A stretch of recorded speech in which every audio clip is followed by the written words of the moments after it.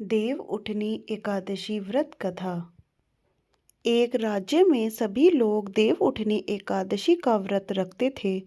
प्रजा तथा नौकर चाकरों से लेकर पशुओं तक को एकादशी के दिन अन्न नहीं दिया जाता था।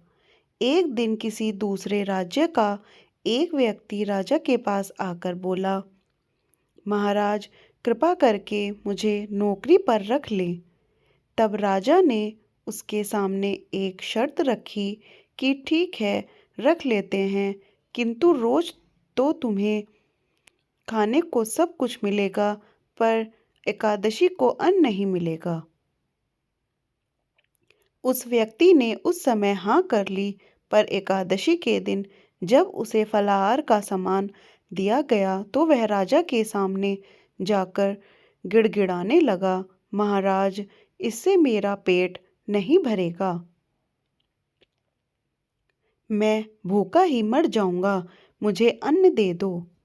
राजा ने उसे शर्त की बात याद दिलाई, पर वह अन्न छोड़ने को राजी नहीं हुआ।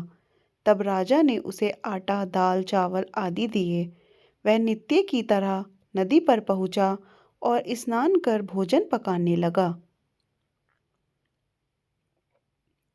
जब भोजन बन गया तो वह भगवान को बुलाने लगा, आओ भगवान, भोजन तैयार है। उसके बुलाने पर पीतांबर धारण किए भगवान चतुर्भुज रूप में आ पहुँचे और प्रेम से उसके साथ भोजन करने लगे। भोजन करके भगवान अंतर्ध्यान हो गए और वह अपने काम पर चला गया। 15 दिन बाद अगली एकादशी को वह राजा से कहने लगा कि महाराज, मुझे दुगना सामान दीजिए। उस दिन तो मैं भूखा ही रह गया।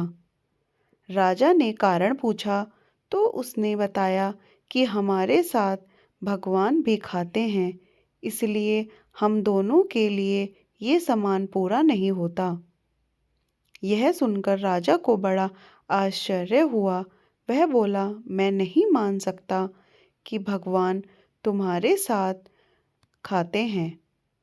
मैं तो इतना व्रत रखता हूँ, पूजा करता हूँ, पर भगवान ने मुझे कभी दर्शन नहीं दिए। राजा की बात सुनकर वह बोला, महाराज, यदि विश्वास ना हो तो साथ चलकर देख लें। राजा एक पेड़ के पीछे छिपकर बैठ गया। उस व्यक्ति ने भोजन बनाया तथा भगवान को शाम तक पुकारता रहा, परंतु भगवान न आए।